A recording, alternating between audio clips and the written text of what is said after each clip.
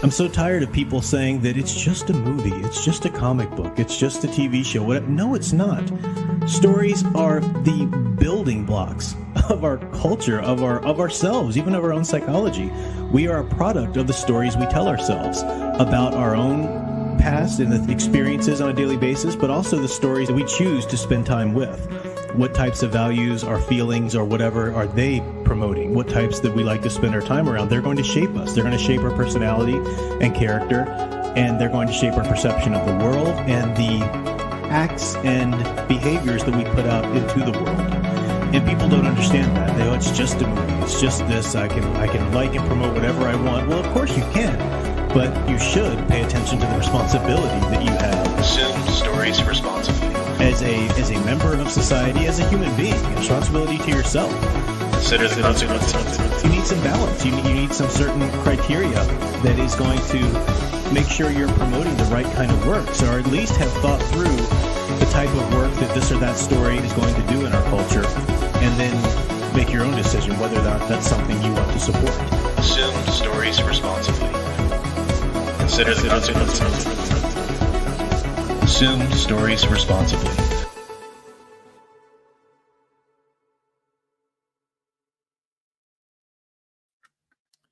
Hello everyone, I'm Professor Geek. Welcome back to the channel. Hopefully you guys had a great 2 weeks actually. It's been quite a while. Easter weekend, wasn't here for that, so we had a little ways, a bit has passed since we last hung out together. But hopefully you guys are doing well. Yeah, Easter was, we go to the Easter Vigil Mass, which in our little country church doesn't technically a midnight mass, but it started at like 8 to 11 or something. It's the biggest mass in the Catholic Church, Easter, and it tons of readings, and I serve as a lector and everything, so we were doing that. And by the time we got home, obviously it was well past time for a stream, but hopefully you guys had a great couple of weeks, been doing well. Welcome to the chat here. Ghost Planet Max Inc. popping in first. I like the light or the shadows a little weird or different than it usually. That's a little better. I think my lamps got a little turned. That's better. At least I'm an equal orange as opposed to like a half lit, like I'm in a police interrogation or something. All right, that'll work. Good to see Big Al Presents there popping in. Eldritch fan. Good to see you there talking about a lengthy comments on Warhammer. That's one thing I just never got into, is Warhammer 40k. I know a lot of people, I'm not against it. I just never got into it myself. I know a lot of people really swear by it though.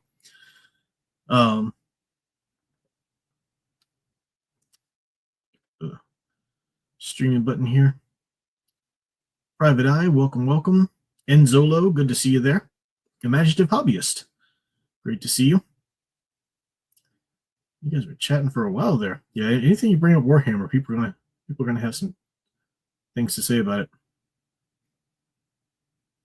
Warhammer's almost one of those things. It hasn't quite gotten to this level, but it's almost, and it's not even close. Well, I mean, it is close, but it's not. I don't mean to say like say one more thing and that's it. No, that's not. It's not there. But you know how like anime. It got like for the longest time, I refused to watch any anime because anime fans just wouldn't shut the frick up about it, And then once I even started watching anime, picking and choosing ones that I actually thought I'd be interested in, like I wouldn't even talk about it much because fans just are so insufferable. You haven't watched that, you haven't watched it. Let me know if you need some more to watch because it's shut up. Warhammer, it's not quite that level, but some people, it's like I'm a little tentative to even start talking about that because people are like, you can't believe you read that one before you watched this one, and Anyway, you're not saying that, Ultra fan. You just brought up Warhammer and made me think of that. Crystal Ashes, great to see you. Of course, my dear sweet sound engraver is here. Electric Barbarella, Leia Plus Size, Studio Super, good to see you there.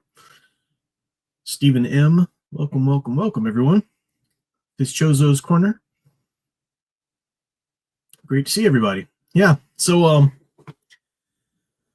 was thinking about what to talk about tonight. I've got a number of reviews to actually cover, some things I've watched and read, so we can do that, of course. And then I had a little topic we could talk about if we if we get to that point. Yeah, see, this is exactly it. There's lectures. Hey, prof, I got some great anime recommendation for you. I'll send you a list after the stream. Yeah, you're joking, but man, people weren't. It was just like, shut up. And then, I was talking about, usually, I don't generally give bad reviews unless it's something that struck me as just really bad, or it's a it's a movie mishandling some sort of franchise or public property or whatever. Not public property, but a publicly known character or something like that. But so I talked about like My Hero Academia and Naruto and Demon Slayer and they got on the posters behind my back. But then that wasn't enough. Then you got, certain weebs would come in like, I can't believe that's all you're watching. You need to go past the surface, man. You need to get to the. But you just go screw yourself and let me enjoy what I want to enjoy, And then I watched Fate Zero and just really hated it. Did not like it at all. And people came out of the woodwork. How dare you not like that? You can't give a bad review of that. You guys are special. You wonder why you have nobody to talk to about these kinds of things. Was it some weeks ago? Ethan Van Sciver was I forget what stream he was doing or whatever, but apparently people were asking him, "But you really should check out this anime." And he had this little moment where kind of everything he does is sort of tongue in cheek. So I don't know exactly how. He's like, "Shut up about anime." He's like, "Stupid, you're all a bunch of furries. That's all you are. I'm so sick of hearing about it." It was just funny hearing him go off about it. I was like, I've been there, man. I know what you're talking about. But I mean, saying all that, I've got anime behind me. I do like some anime.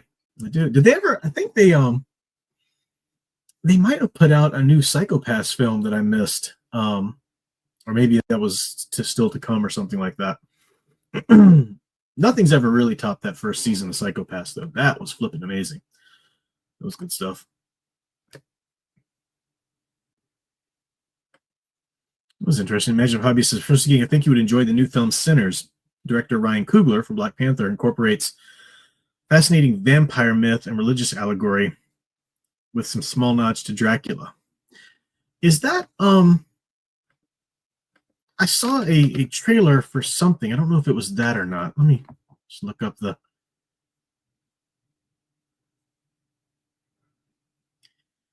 I think I saw the trailer for that one.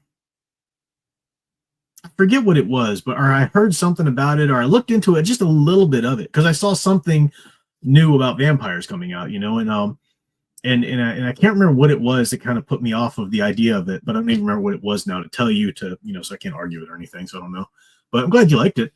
I still haven't even watched. Maybe I'll watch it this fall. Probably not.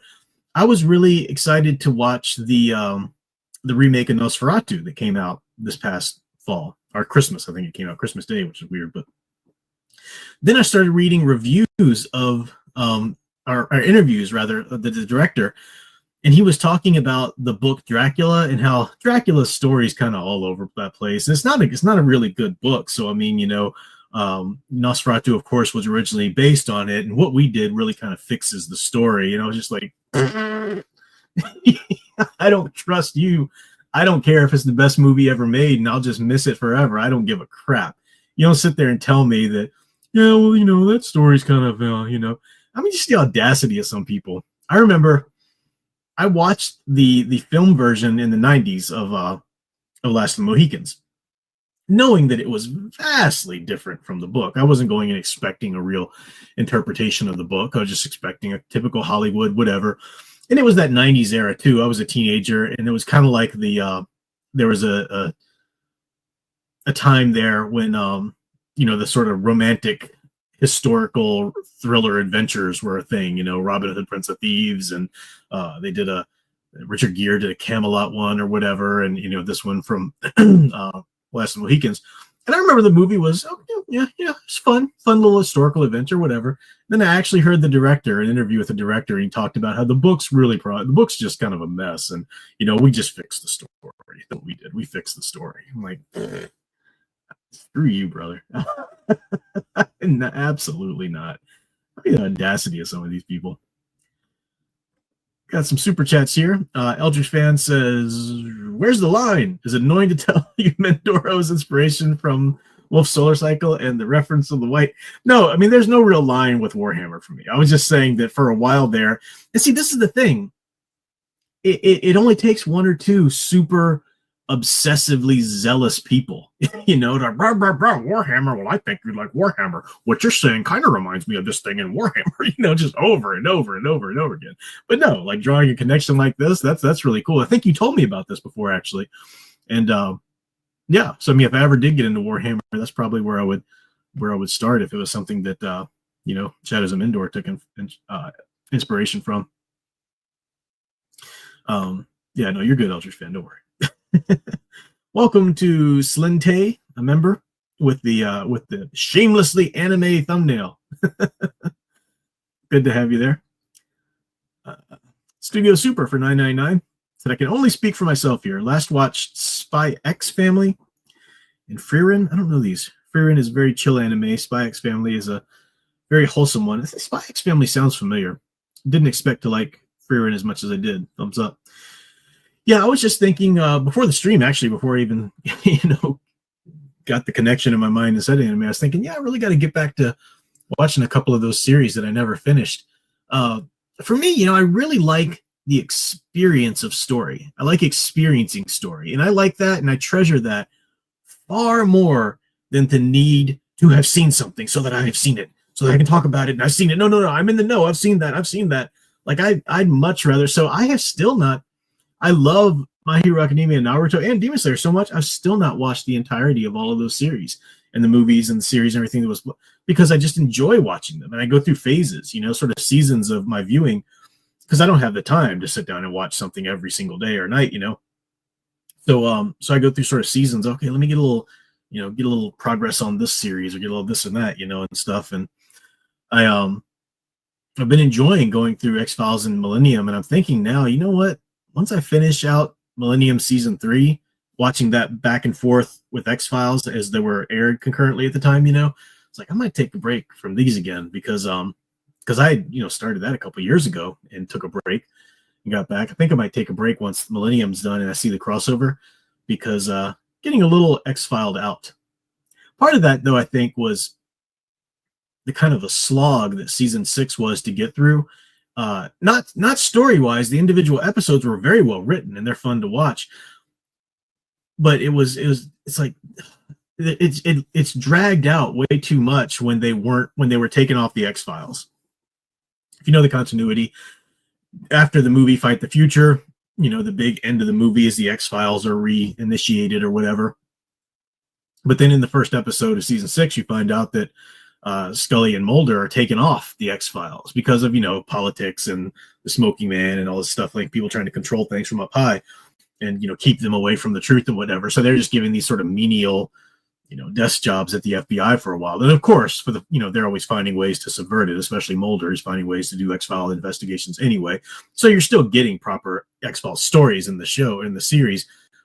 But you know how I talked about there should be a good balance. In a perfect world today, when it comes to TV series, there really should be a perfect balance of episodic. I'm blanking on the word now. I'm saying so many things.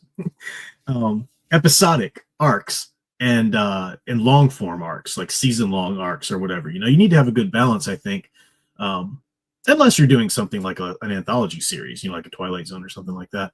But I think it was lagging too much on the overall arc for X-Files, and that was I was getting sort of sick of it. I just reached the part where they finally reinstituted in the X-Files now, but I think I might give it a break after Millennium Season 3 wraps up, and then talk about those, and then I'll move on to some more stuff. Maybe anime, who knows? But coming to the point where I might start watching some more westerns here. I'll talk about that. AL, good to see you there.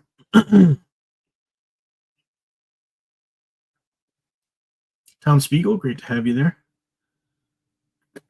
Private Eye says, If you want to see the importance of story and the literal creation of anime, there's just one answer on that. Shiroboko experience will be awesome. I'm sure there's a ton of things that I've yet to experience and watch. I kind of like it like that, Like I like the fact that that I've still got some episodes to watch of these series that I like. I like the fact that I'm not, like with the EU, Star Wars EU. I love the fact that I haven't blasted through everything. And okay, that's I love it that I'm still enjoying it. I'm still watching it. Sound Engraver, you guys know I've been showing her Stargate SG-1 and Stargate Atlantis, and we're just about to the end of season 4 of Atlantis, and so we're about to watch the last SG-1 movie, and then the final. I just remember how much fun it was watching those things as they aired, and just because I don't have that experience today. I don't like anything that's just airing live today. Television is just. I mean, I'm not saying it's impossible, but I couldn't care less about the things that are coming out new. Plus, if things do usually come out new, they usually hit a streaming service these days and stuff. So it was just kind of a golden era that's gone when you had really good television shows airing weekly or whatever, and they were actually things that drew you back to TV that you wanted to go, and then you had to sit, during the summer and talk with fans about what might happen and this and that, So I kind of feel like I recapture that a little bit just by sort of going slowly through some different series that I rediscover and everything.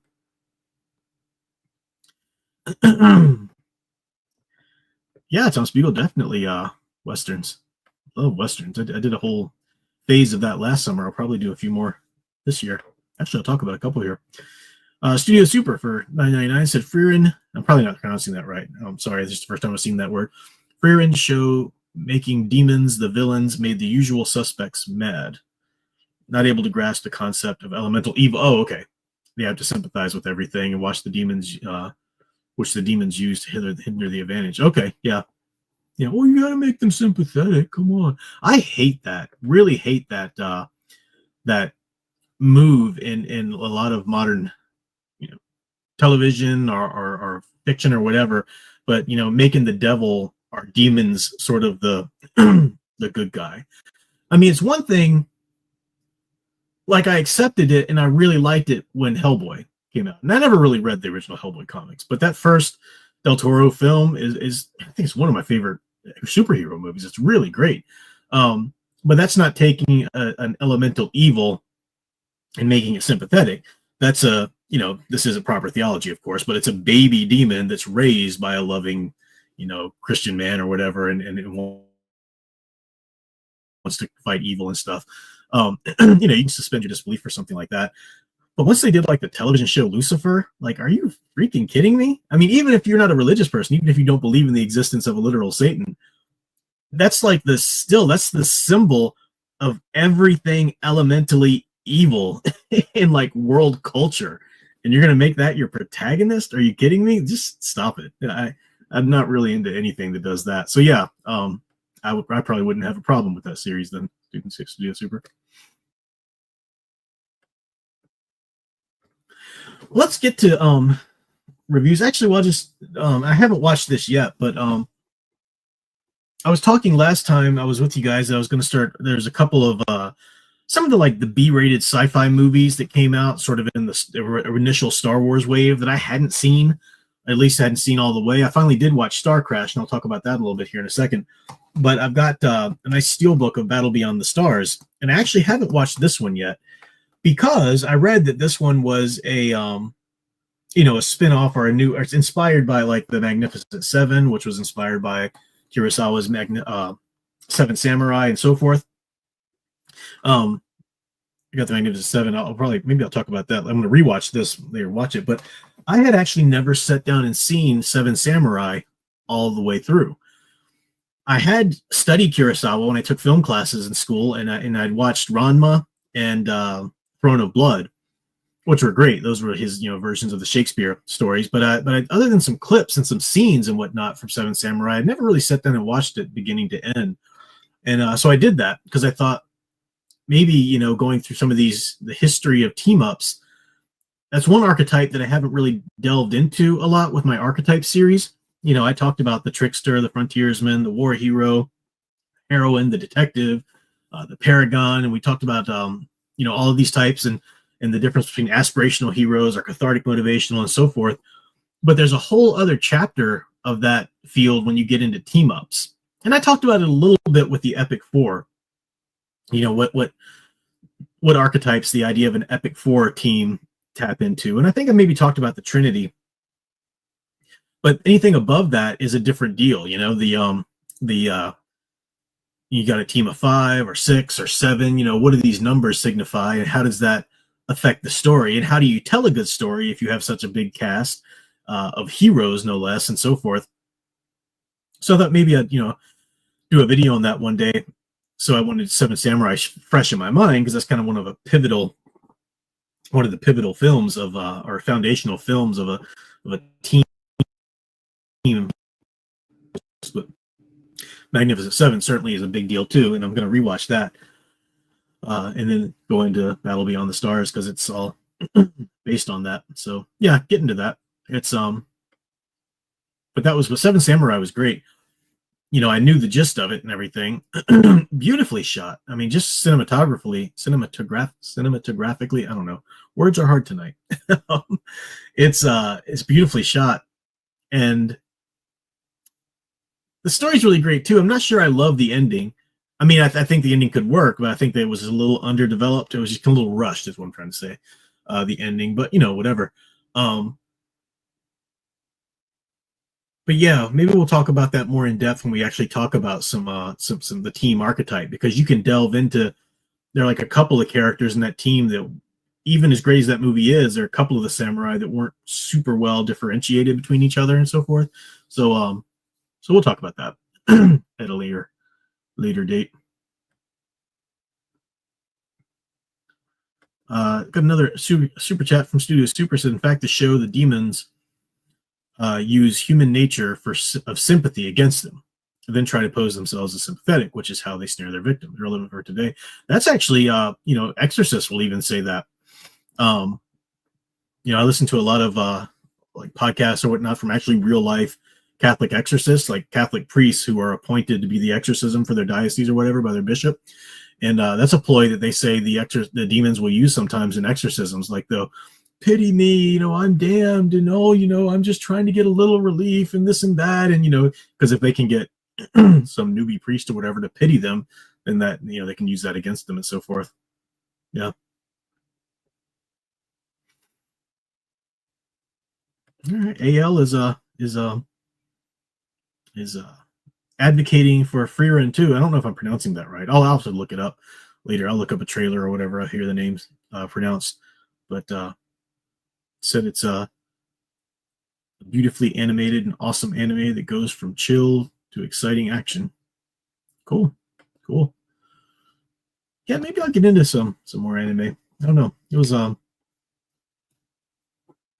enjoyed what anime I got into of my own volition and on my own timing and in my own pace. I really enjoyed. So yeah, Mr. D-Man, rest in peace, Pope Francis. Yeah, his funeral was today. I was telling Sound Engraver, and I actually posted on my private Facebook page too, that I disagreed with Pope Francis on a lot of political and philosophical issues, but I never really doubted him as having a good heart. And his encyclical on Scripture I thought was great. But one thing I think I'll always remember him for is the heart he had for special needs children. There's this clip, you can look it up on YouTube if you look up like Pope Francis and girl with autism or whatever. And this happened like some 8 years ago, maybe something like that. But he was giving one of his addresses, and this little girl who was on the autistic spectrum slipped through the security and got up on the stage. And he was telling he was like, no, let her stay. And he was doing and she's like dancing and doing cartwheels and, has no concept of personal space. He's like standing right up there next to him. And he just calmly, delivering his address. But he also would say, isn't she beautiful? Isn't she such a beautiful child? And everyone's clapping. And he said at the end, though, which I thought was really great. Now, he didn't know. He just saw this girl acting in a way which clearly means she had some sort of special needs or something. So, and this might be lost in translation too, because he's speaking Italian. But the translation said, clearly she's got an illness. She doesn't know what she's doing. She has an illness. Now, you wouldn't really describe a girl with autism or a child with autism as having an illness necessarily, but he didn't know, or maybe that's lost in translation. But his point was, you know, how many of you were praying for her, or how many of you were praying for her parents sitting there watching, probably feeling mortified, you know, and so forth. And I don't know, he just had a good heart for him. There's a lot of instances where he had special needs children up on his, you know, seat with him or next to him and stuff, you know, from all different types of different special needs and whatnot. So I always appreciated him for that. But after the period of mourning's over, they'll have a conclave. We'll probably have a new pope around May 10th, 12th ish, something like that, depending. But that's actually, you know, it ties into a little bit of one of the topics I had for tonight. Maybe I'll just talk about that now. I don't really know how far we'll go with it. And I'll shut up and get to my other couple of reviews here, you know. Oh, yeah, Padre Cosinero is here. Sorry, I'm going to get your name. So the papal motto for Pope Francis is from Scripture. With mercy, he called them. What a fitting message for the vigil of divine mercy tonight. Yep. And upon the pond, Novia for Pope Francis that began today. Yeah. Yeah, he was, yeah. We had a little memorial of him in our parish tonight, too, and everything. So, yeah. But, yeah, you know, I'll come back to Pope Francis for a second because I promise it's relevant to something that I talk about. You know, sometimes I'll talk about what's going on in today's culture, today's society, if it's linked somehow to the stories or to the archetypes that I talk about. So, for example, I've talked before about how, you know, you can have too much of the trickster's influence in society at any given time. You know, the trickster blurs boundaries. You know, that's what he does in our stories and whatnot. And you can have too much of that in society at a time, which kind of gives over to nihilism or just sort of like nothing sacred or well, you know, you don't really believe that though. Oh, you believe that? Well, yeah, but you don't really believe that either. You know, so you can have stuff like that.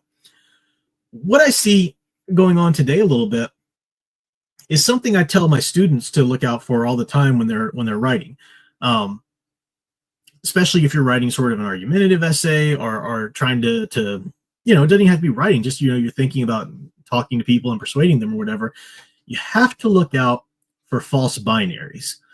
And false binary is anytime you take an issue and present it as though it's this side versus this side. And the example I usually give for that, I mean, you can give a ton of examples, but one of the examples I usually give is, I say, take the issue of abortion. I say, if you walk into any room and ask people, okay, divide yourself up. If you're pro-choice, stand over there. And if you're pro-life, stand over here. The room will just automatically divide itself, right? Because we're just trained to think of this issue as a binary issue.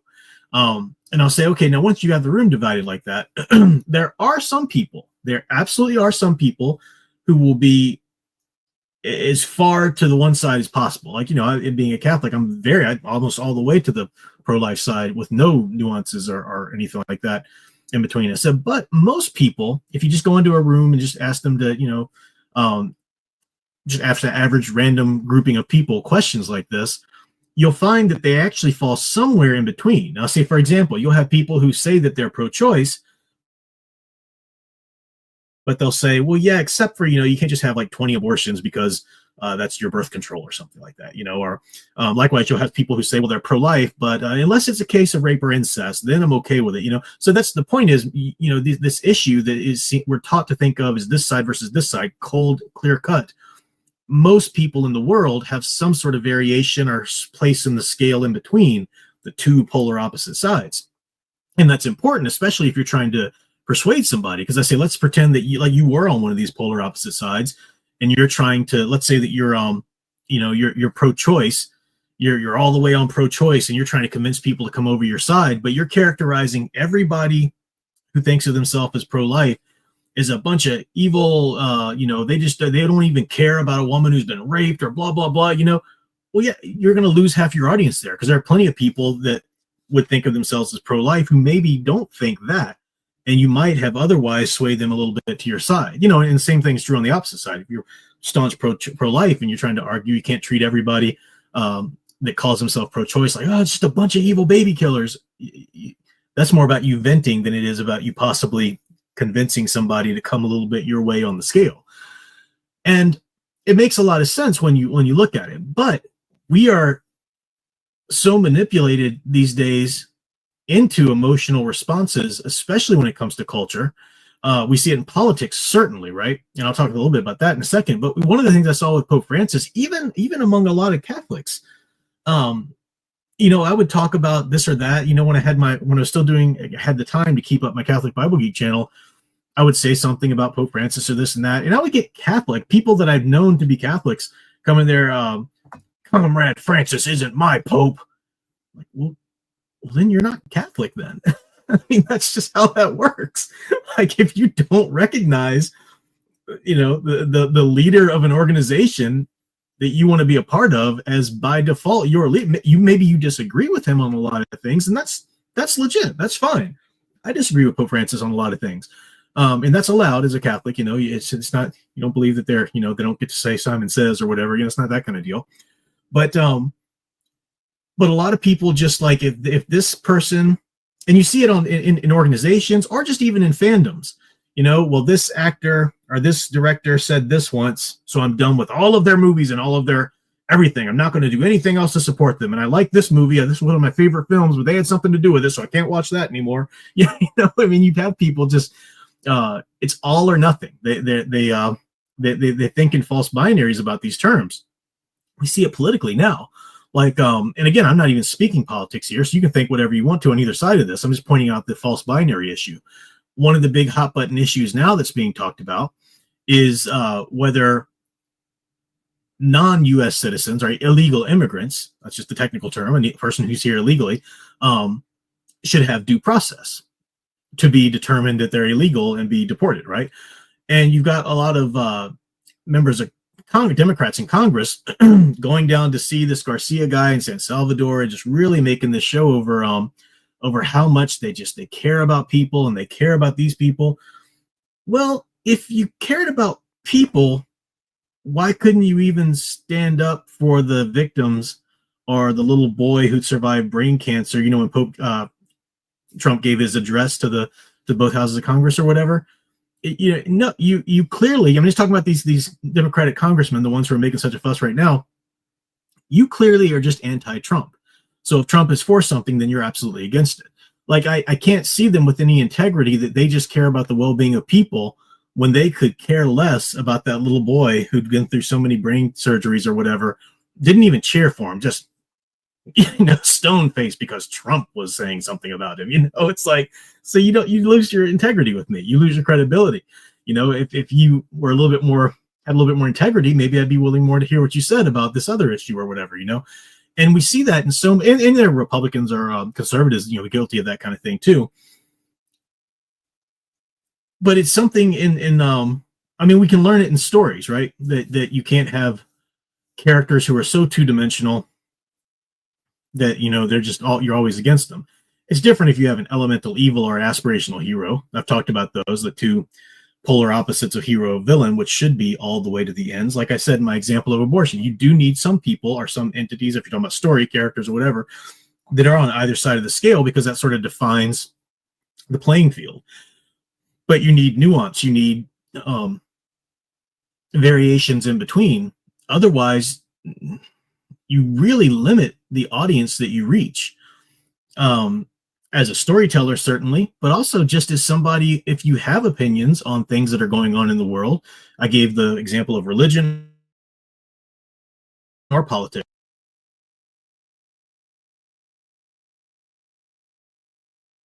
So, screen froze for a good bit there. I gave the religion there. I gave the example there of religion or politics. So, whether you have an opinion or a commentary on any of those issues, but if you're just going to harp away on one side and everybody across this one line here is evil and doesn't agree with you because they don't have the right letter next to their name or the right whatever, then you're not going to, only people you're going to reach are the people that already think the same way as you do. I have my students sometimes go on Twitter, or X now, and look at posts by either celebrities or even, politicians or whatever about this or that issue, some important issue. And I'll say, okay, now who's going to be swayed by that post, the way it's written? And the answer, even if it's an issue that they agree with, they have to originally say, yeah, no one's going to be swayed by that, because it's just an angry vent. And there's room for angry venting, right? About certain issues anyway. If you're talking about, I've certainly done my fair share of venting about Zack Snyder's Superman or whatever, but I never thought or never intended that vent to go out and convince people, So you got to know your audience. You got to be able to think, in the issues of real life, in the realities around us, and in the many different positions people can have within any issue. You want to avoid that false binary. I can say more to that. I could push it even more into some of the story stuff, but I feel like I've talked enough about that. Let me check with the chat here and maybe move on to my reviews. But we can talk more about it if you want to. If you guys have more comments about it, that's totally fine. You see these super chats I've missed while I've been chatting away here. Studio Super says, in other words, it's not one way or the other. Children think like that. We are not children. Yeah. Or what does Obi-Wan tell Anakin? Only a Sith deals in absolutes, which is a slippery slope a little bit because, people kind of use that as, killing is always wrong. That's an absolute. Oh, only a Sith deals in absolute. Shut up. Studio Super said, with the Pope, the media pulled a lot of clickbaiting when it came to titling their articles. Well, this is what the media does, right? So if the Catholics are divided over it, I do attribute a good portion. Yeah, it's true. It was really sad too, because I would say this too. I would try to explain this to my non-Catholic family, because I came from a version or a flavor of evangelical Protestantism that was incredibly anti-Catholic. I myself was incredibly anti-Catholic at one point. It was just like, oh, oh boy, you're talking about Catholic things, that kind of thing. And I would have to explain to them, because a lot of family members were like, see, it says right here, your Pope is okay with gay marriage. I'm like, okay, that's a horribly worded headline. It doesn't reflect what was accurately said. I forget what it was. Pope Francis said that everyone can be blessed in a church, even I think that was everyone can be blessed, even you share your blessings, praying for people, even people who are in a same-sex marriage or something like that. He wasn't saying the Catholic Church now officially sanctions, same-sex marriage or whatever. But those clickbaity titles were absolutely tried to make you think that it says this and that. And that's not just one of the things that really ticks me off, talking about clickbait titles. There's this great turn from the legacy media. I think it's the best way to describe it. It used to be called mainstream media. But the more people turn to alternative media outlets, they're kind of becoming, you could argue that they're coming mainstream. So legacy media is a good way to refer to, like, your CNNs, your NBCs, your MSNBCs, even, Fox News is sort of legacy media to a certain degree. So, a lot of people are losing faith in legacy media because the way they try to manipulate or sway rather than just simply inform, which is what media should do, news media anyway. And clickbait titles are a way with that. However, at the same time, you're seeing that clickbait tactic a lot on alternative media as well. There are some news YouTubers that I follow, for example, whether it's about political news or about just sort of, entertainment news or whatever, or what Disney's,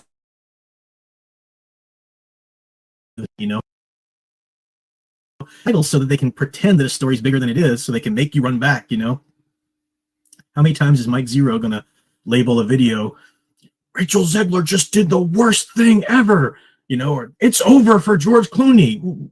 Clearly it's not. He's still out there doing it. So what do you mean by that? Or, the Supreme Court just lauded a bombshell decision.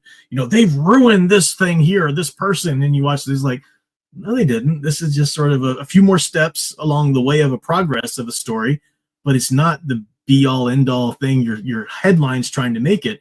And that's, maybe I'm more bothered by that than other people, but I just feel like you lose credibility with me when you start pulling that crap. You lose, you're not sincere anymore. Even if you're a channel that I agree with, even if I agree with what you're saying in your commentary, you start pulling that crap, and it's like, no, you're not really here to inform or continue a conversation.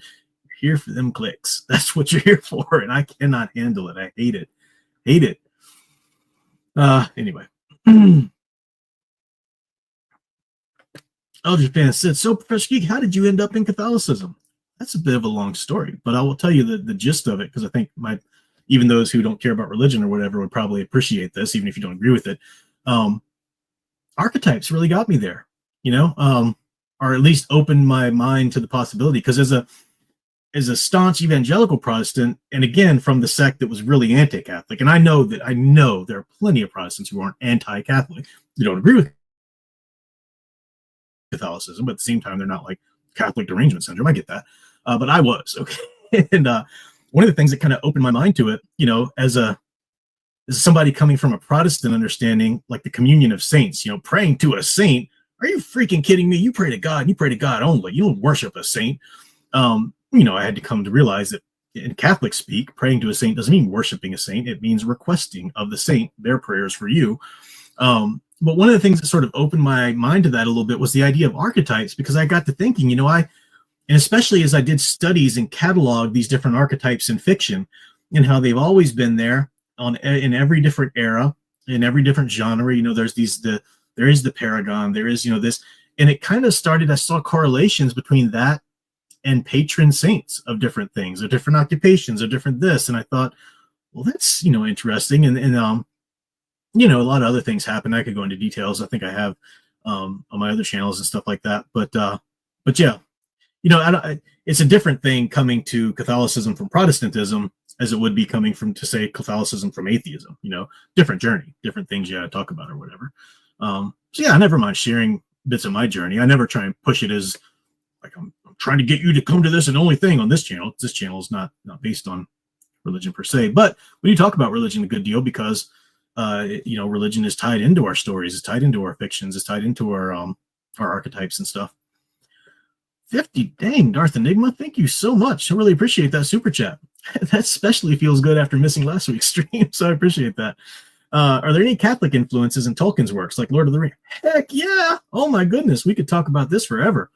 In fact, I haven't read the book yet, but I just bought it for Sound Engraver for her birthday a couple months ago, and it came from the not Ascension Press, St. Paul Center Press. It's called The High Hallow, Hallow, and it's about I think it's the Catholic liturgical influence that Tolkien you saw through his works. Tolkien was a staunch Catholic. I mean, very devout Catholic, and you see a lot of influence and symbolism in his work. Now, Tolkien, you're not going to see Christianity and Tolkien's work in the same manner in which you see it in Lewis's work, for example. Lewis's work, it's for his Narnia Chronicles, for example, it's much more on the surface. You could even say it was allegorical, except for the fact that it's not allegory. It's actually Aslan is Jesus as he would appear to a different universe that he created or something. Do you want the book? Oh yeah, show me the book. Sound Engraver Brett. Thank you. Yeah, here it is. There was another book on Tolkien that was from Word on Fire Press, which came out some years ago. But yeah, The High Hallow, Tolkien's Liturgical Imagination by Ben Reinhardt. So it might be something, a book you're interested, if you're interested in looking into it.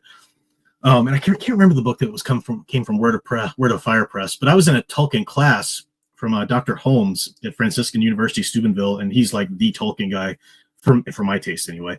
And he endorsed that book. I don't know. I haven't asked him if he read this one yet. But in Tolkien's work, it's not like there's Christ figures in that you have, Frodo carrying the ring, like carrying the cross, right? But he's not like close to an allegorical. There are a lot of different Christ figures in different ways and so forth. So you're going to see in Tolkien, resonances and symbolisms in different ways. Symbolisms of the teachings, of virtues. With his, in Tolkien, you've got the sort of the gods of the universe. There is a one creator god in Tolkien's mythos, if you read the Silmarillion, but he creates through his sort of high angelic beings, his highest angelic beings. And those beings, in some ways, start to reflect like archangels in some ways, And I did a whole paper on how Tom Bombadil, Bjorn, and Gandalf were basically the different Catholic understandings of sort of levels of children of God in terms of like the angelic saints in the church triumphant and saints in the church militant or whatever. I forget exactly the details. It's been a long time since I wrote it. But yeah, there's a ton of Catholicism in Tolkien. But the reason why so many more people who aren't really tied to religion can enjoy Tolkien than people who aren't tied to religion might enjoy Lewis is that it's not so on the surface, right? Plenty of people read and enjoy Tolkien without going into the intricacies of the religion. So I'm not trying to turn people who aren't religious off of Tolkien by any means. That's that. Yes, thank you, Sound Engraver. Appreciate me showing you that book.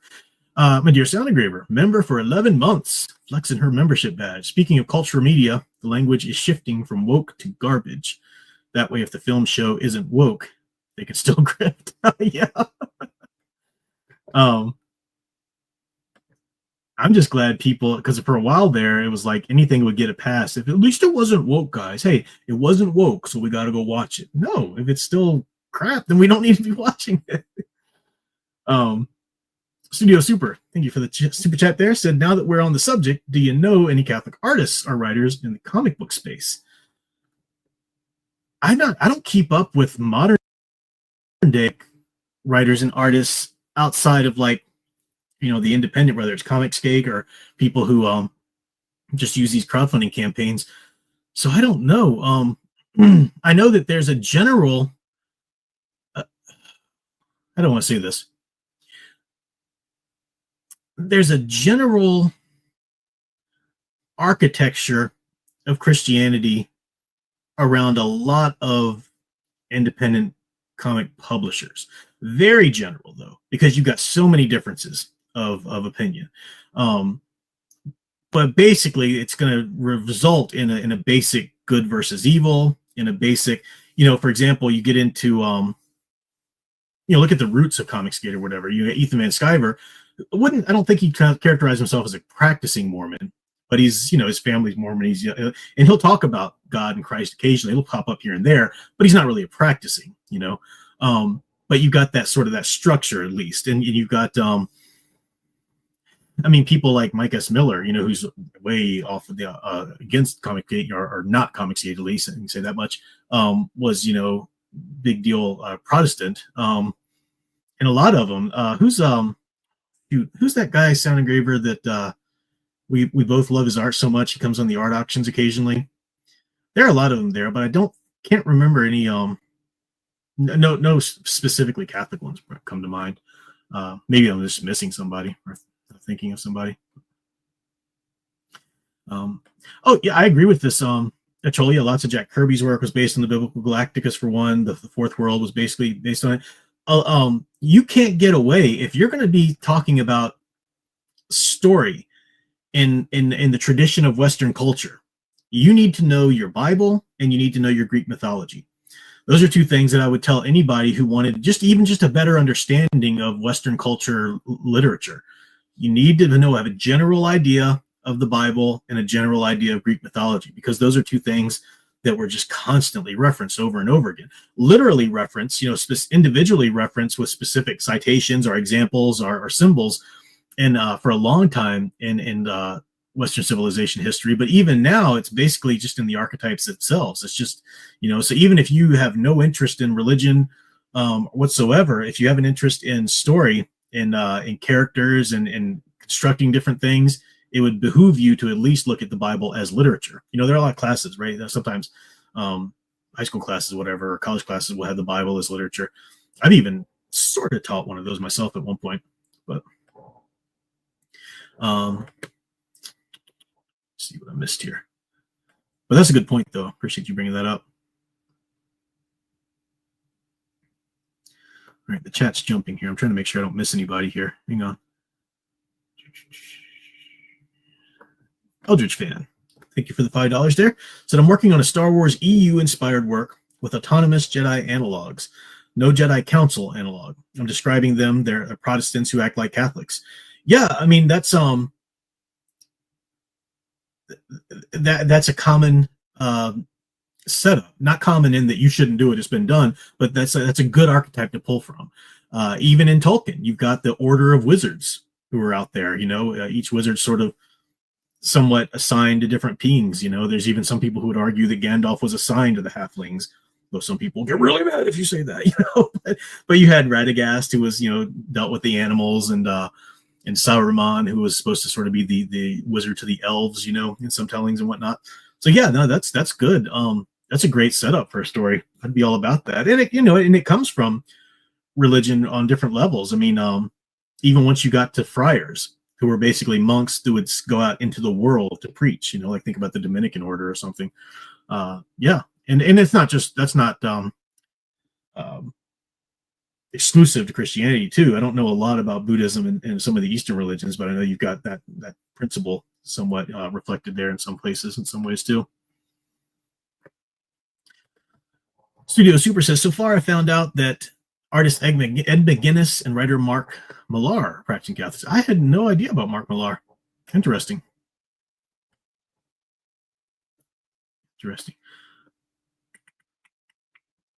Yeah, I agree, Padre. I don't think you could fully appreciate Eliot or Shakespeare without biblical knowledge, for example.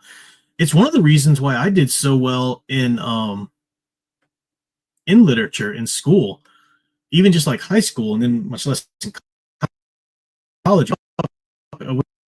Country church, down the way. It was a split off of the Church of Christ. So they just called themselves a Christian church, but it's basically in line with Church of Christ, but says some difference anyway. And I was the only kid my age who would go to it during Sunday school. And so the preacher of the church, and we had 2 or 3 preachers coming and going, but whoever was the preacher ended up teaching my age group. So it ended up just being me one-on-one with a preacher for years upon years going through the Bible. And there was no like Sunday school curriculum. It was just open your Bible kind of thing, and the King James Bible nonetheless. So I was well used to King James English, and I knew all the story, even if I didn't have a full understanding of them. I maintained that the Bible never really truly came alive to me, except for when it did, when I started looking at it with a Catholic interpretation. Like suddenly everything's connected and everything makes a lot more sense. And so that's just me. But I had a really good understanding of the stories and the incidents, the characters in the scriptures, and King James English. So by the time I got to Shakespeare in high school or middle school, this is no big deal. I can do this. Yeah, this is fine. I understand that. I know what he's talking about when he does that or this and that. And I was so story oriented too that I picked up Greek mythology like that. I loved it. This was fun. It was like comic books to me because I like comic books. So you're going to tell me to read stories about Apollo doing this? Like, it's just basically comic books, So I picked that up very easily. Not saying I'm a genius or anything, because if it's a math class or a science class, what? But the stories I could do, and yeah, if you want a good understanding of anything in Western culture, literature wise, or plays or poetry or literature or whatever, those are 2 things that you kind of have to have some level of basic knowledge in, definitely.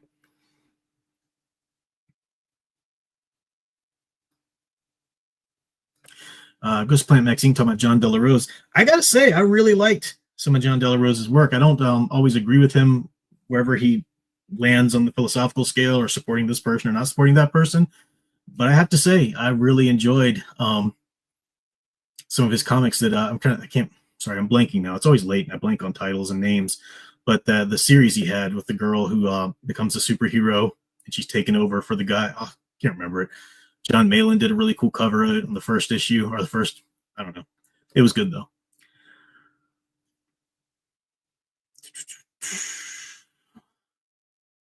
Mr. T-Man said, don't read EVS or Rippaverse books. They call that drama as pure entertainment. There is a huge element of drama around it, obviously, right? And it's done for entertainment purposes, obviously, right? I just love Ethan Van Skyler's work. I always loved it before he even took to YouTube, before Comicsgate was even a thing.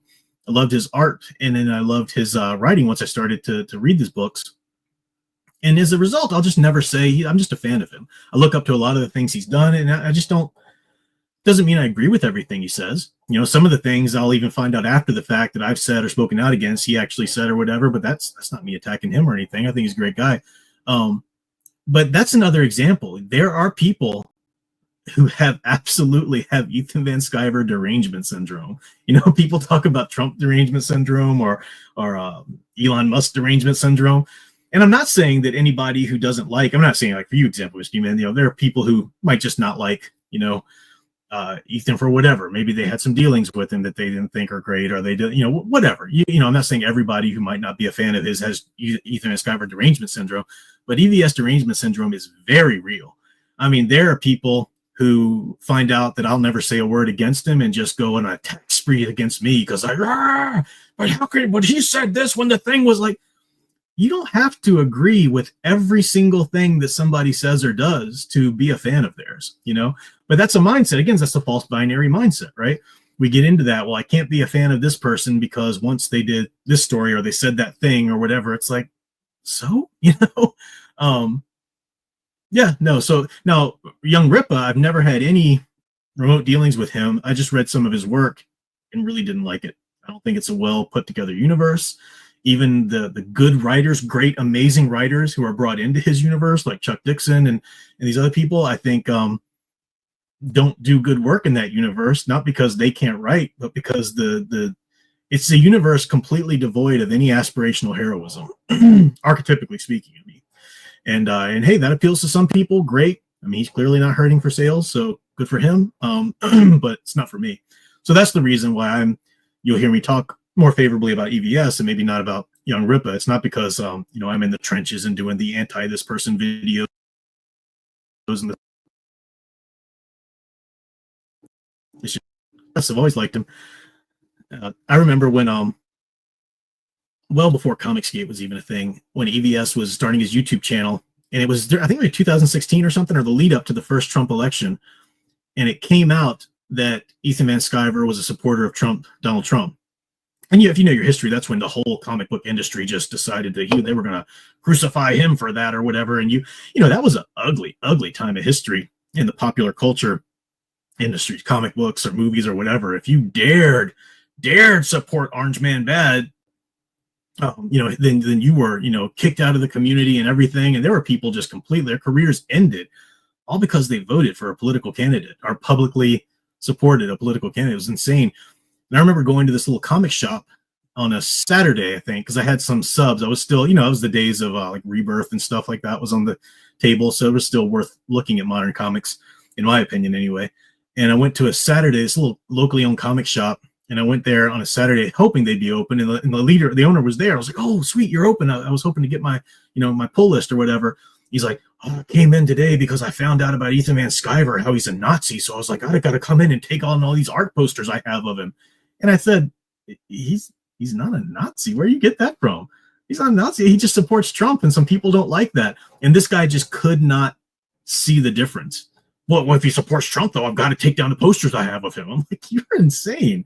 I stopped going to that comic book shop because I was like, not too long after that, I stopped reading modern new comics anyway. But yeah, that's part of the topic I talked about earlier. The false binaries, the problem with that, derangement syndromes is a big issue, and there's definitely a really ridiculous.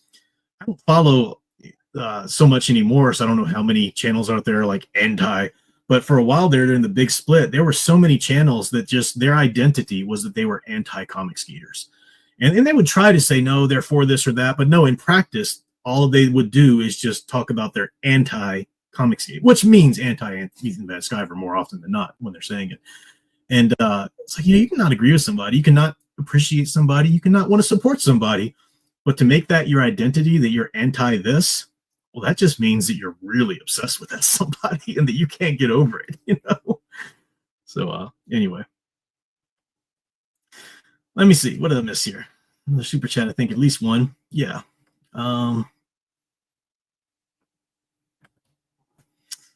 dear Soundagraver, but Prof, when the world ends, we won't need people like Shakespeare. We just need our scientists, doctors, engineers. Away with the artists. Don't even get me started.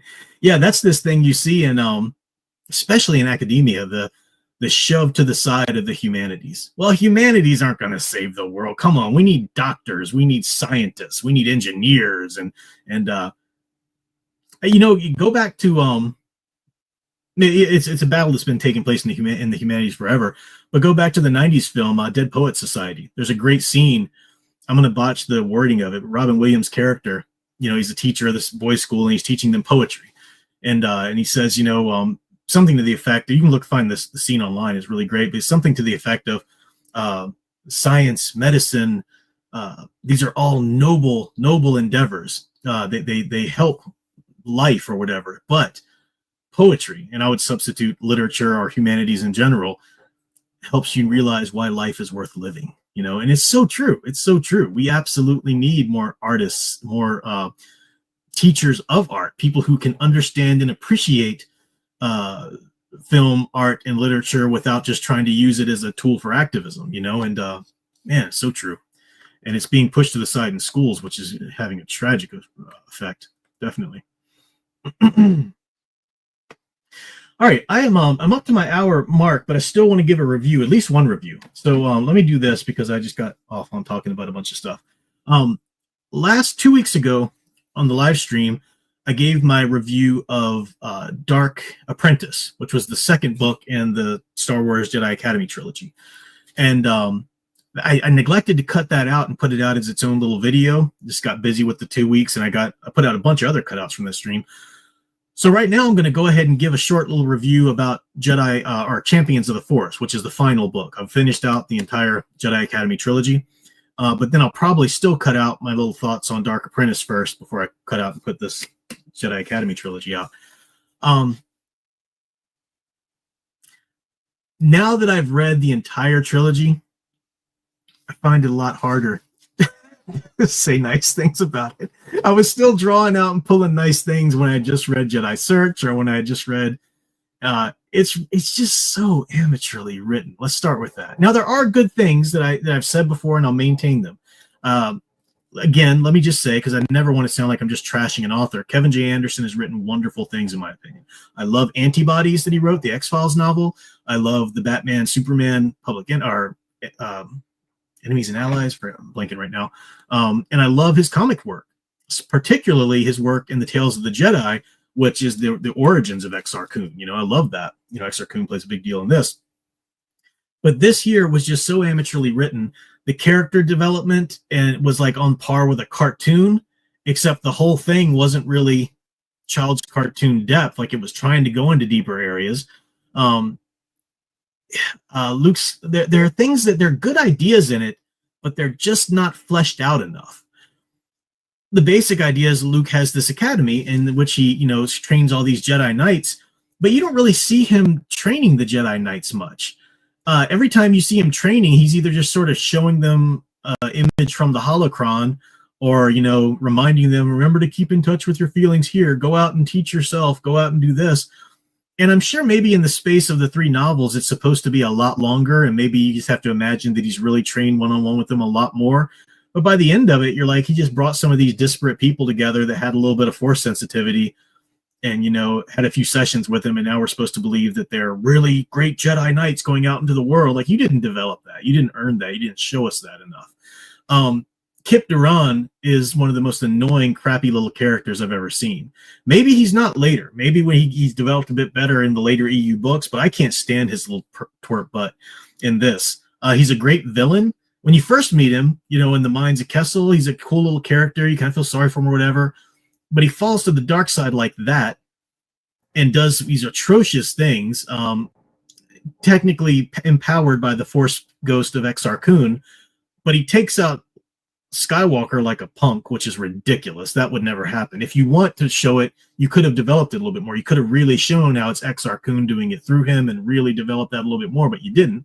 And then Exar Kun's taken, it's this great, huge threat that Exar Kun's Force Ghost is. He's taken out like that. Doesn't barely an inconvenience, as the pitch meetings say, and then like he's done with. Exar Kun's not even mentioned anymore. He's not a threat. And now Kip Duran's a good guy again, and we're supposed to like him. We're also supposed to accept that he's one of the most powerful Jedi ever now. It's like, I don't care about this guy. You just, what a crappy character. I don't force him down my throat now as one of the best good guys ever. No, he's crappy. There's so many other issues with it. It's so, things just go like that. They're so quick. Admiral Dala is an incredibly laughable. She just throws temper tantrums all the time. She's supposed to be this admiral, and she's supposed to be such a big threat, and she's just a woman throwing little temper tantrums and kills a lot of people in her temper tantrum. Don't get me wrong, she's dangerous, but she doesn't really achieve anything. She just goes out, throws a bunch of temper tantrums, and then just retreats. so I don't really care about her or take her very seriously. They're just really, it's just really poorly written novels, beginning to end. If you're such a Star Wars fan of the characters like me, it's still fun to see them. It's fun to see some things, and there's some really good ideas. It's just that none of them are developed very well. None of them. And I kept trying to give it the benefit of the doubt until I got to the end, So if you're watching my reviews in order, you'll see that in Jedi Search, I was like, well, it's, by the time Dark Apprentice, I was like, there's some stuff that I don't really like, but, blah, blah, blah. I've ended it now, and it's just, I'll never read it again. I'm glad I read it. Very glad I read it, because I think you need to know some certain milestones if you're doing like I am, which is reading the EU in chronological order in terms of the events, So you'll need to know things that happen in this. And I do appreciate, like I said, Kevin D. Anderson was the first author to really try to make all of the novels that came before him in the timeline feel like part of a cohesive universe. He did that well. He brought in a lot of characters and stuff, but it's just not good. Not good at all. What is this weird, bizarre? Now you guys who've read a lot of the EU books beyond this is the farthest chronologically I've read in the EU continuity. I've read a lot of the Old Republic stuff, but Jedi Academy as of right now is the farthest I've read in the EU chronology. And they've got this love interest or love story sort of developing a little bit between Winter and Admiral Akbar. That's just weird. That's really weird. Stop it. I remember one of the X-Wing books had a love interest develop between a Bothan woman and a human male. I'm like, that's just weird. That's like some furry crap. Stop it. You can have like a human and a Twi'lek, or a human and maybe a Togruta or something like that. Alien races that are basically humanoid enough, but like a freaking Bothan or a freaking Calamaran. I mean, like, no, a human. How does that even work? Like, no, that's just weird. Stop it. I hope that never develops and becomes a thing. Maybe it does. Maybe you guys know, and I'm just, doomed. But that's weird. Stop it. I know we're dealing with science fiction. I know we're dealing with a universe of these sentient races that have come alongside each other for a long time, and that's fine. But there's some things that are too freaking different. I mean, if rabbits ever super quickly evolved into a sentient race next to us, great. But no human being should ever copulate with one. Okay, it's just weird. No, just stop it. Anyway, yeah, I could go in a lot deeper with it. I just don't like the character development. I don't like the pacing. Good ideas in it. I don't hate every idea that happened in it. Kip Duran's a horrible character. I wish he'd never been created, but I think he does go on. I think I am going to see him more. But I hope that, like Dark Empire.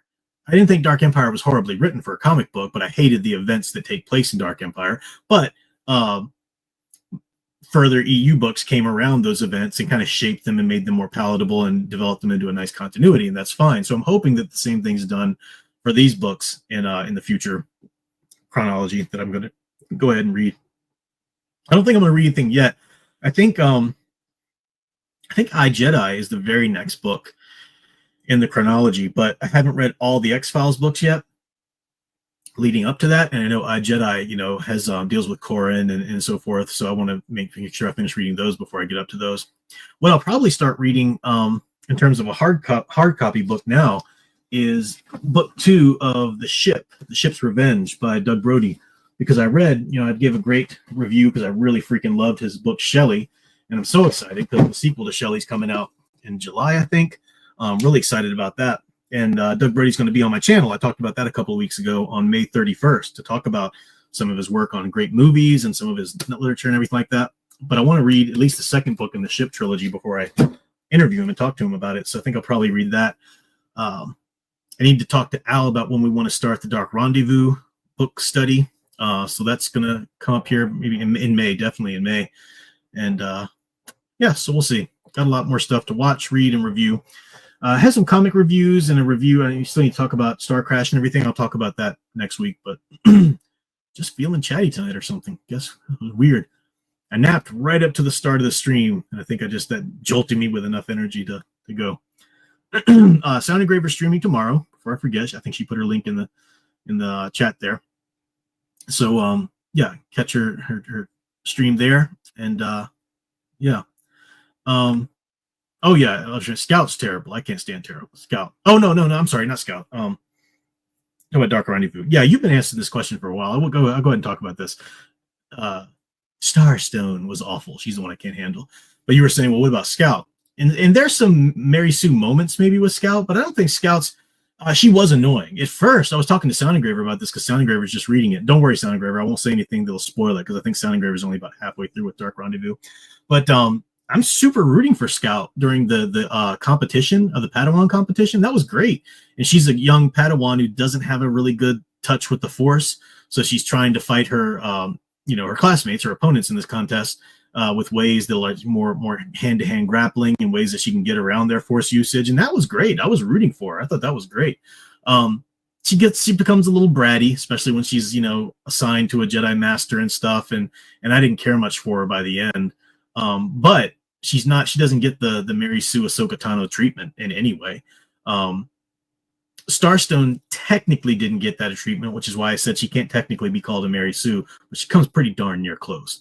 A lot closer than Scout did. So yeah, Scout might be annoying here and there, but she didn't ruin the story for me like Starstone ruined Rise of Darth Vader for me. So yeah, parsing that out. Anyway. All right. That's all for tonight, guys. I definitely have reached my end of social energy, but good time chatting with you guys. I'll have more reviews. I get more reviews out next time before I start chatting about other stuff, but always good hanging with you guys. Hope you guys have a great week. And I'll definitely cut out these reviews. And I think I've got another idea or two for a video. I might just grab my phone and record it this week at some point. So yeah, you can look for that too. But thanks for watching as always. Until next time, keep enjoying and digging deeper into true blue hero stories you love. Catch you next time.